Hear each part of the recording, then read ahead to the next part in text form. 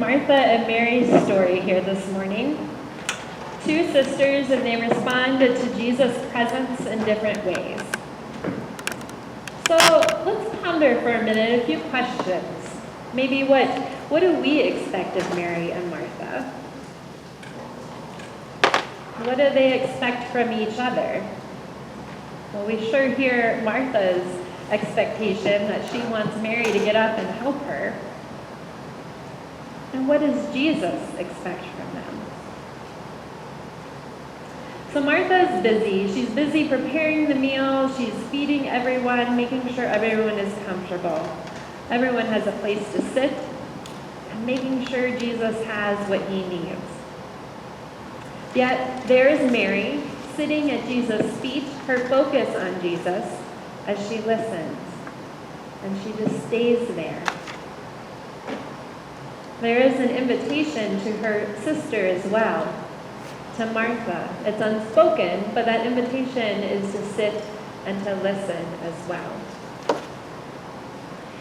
When we hear this story of Mary and Martha, many times Martha is criticized for what she is doing. And we even hear Jesus say at the end of the passage that, Martha, you're distracted by many things. Your focus is not in the right place.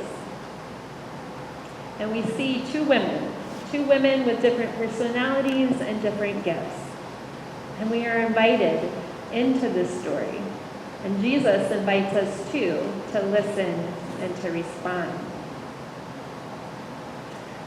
So just like we talked about a few moments ago in the children's sermon, we each have different gifts, different talents. We look different than one another. We're unique in who God has created us to be. And so we see each other. Sometimes we see the differences, and sometimes we see the similarities. There are places we go to where we're comfortable, where we know the people there. There are places we go that are new to us, and we may not know the people who are there. And we may feel uncomfortable for a little while. So we may identify with Mary or Martha in different aspects. I know that I identify quite well with Martha because I like to do. And I'm always busy. There's always another task to do, something else to finish. But I long to be like Mary. I long to sit in the quiet. I long to sit at Jesus' feet and listen. So as we heard Jesus say, Mary has chosen the better way, we're left to ponder why that is. Well, she sits there, and her focus is on Jesus. And so, as she listens to Jesus, she prepares herself for when Jesus is no longer there. But Martha doesn't quite get that focus yet. She's too busy. And if she would take a moment, we are all called to do things, and there is a lot to do. But first, our focus comes to Jesus. And as we look at Jesus' life, throughout the scriptures, Jesus did both. He sat, he listened, he went off to pray, but then he went and he did. He healed people. And neither is wrong when God is at the center of what we do. We're called, as we come to worship each week, this is a place to sit, to listen, to reflect with God, to be present in God's Spirit. And then, as we focus and as we are centered, we go out to do, to interact with other people, to share God's love. And so we do both. But as we do both, as we come and we are centered, we see God's light. And we take that light and we shine it forth in our own lives. And I like this idea, this image of light. We like candles, we like flashlights, we like those lights in the darkness. And so I was watching a TED Talk by a woman named Karen Walrond. She's a writer and also a photographer. And she's written the book, The Beauty of Different.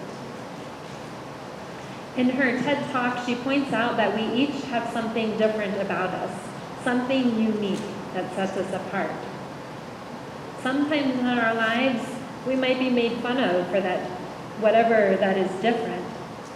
But Karen says that what this difference is makes us each beautiful. And she goes on to say that if we lived into our differences, we could change the world. And this difference, which makes us beautiful, is our superpower. Karen, in her TED Talk, also gives a brief photography lesson. She talks in technological language about taking a photo in the different aspects of light. And you have to look at those different aspects as you create that picture that you take. You look at how the light falls upon the subject as you're taking the picture. And she looks at, does the light come out like a blaze of fire in the picture, or is it a soft reflection? So when you're looking at capturing a photo, it's all about the light. And so we can be reminded that as we carry forth God's Spirit, it is all about the light, sharing Christ's light. And we don't have pictures of Mary or Martha, but we can use our imaginations to see them.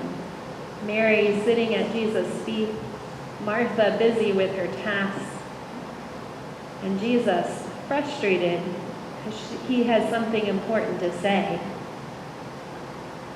Mary and Martha are not strangers to Jesus. Jesus has come and stayed with them, built a relationship with them. And he wants for them to see the light of God, to follow that light, and to share it when he is no longer with them. So we too are invited into this story of Mary and Martha to be led by the light of Christ. When we look at each other, when we look at pictures and see how the light falls, we are reminded it is all about the light.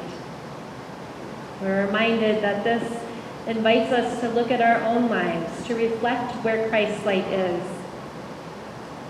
And as we encounter people along our journey of life, we see the light of Christ in them, we share the light of Christ that is in us. So as you leave this place today, I invite you to encounter those people you do in your week, people you know, people you don't know. See the light within them. This is the light of Christ. See the beauty in the differences, the uniqueness, the superpowers of who we are. For God calls us forth as God's own children, giving us those superpowers of talents and gifts to share.